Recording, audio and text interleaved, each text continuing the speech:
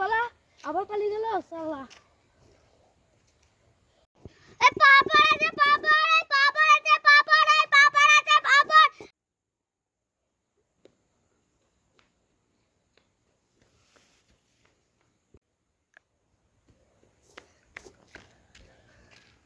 শালা আবার চলে গেল। আসো ওর ব্যবস্থা করছি। A few moments later.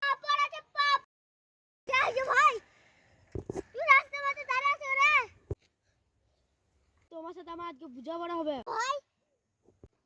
বলছি ভাই তো পাপড় বিক্রি লাভ হয়? সেরকম বেচা কিনা হচ্ছে না।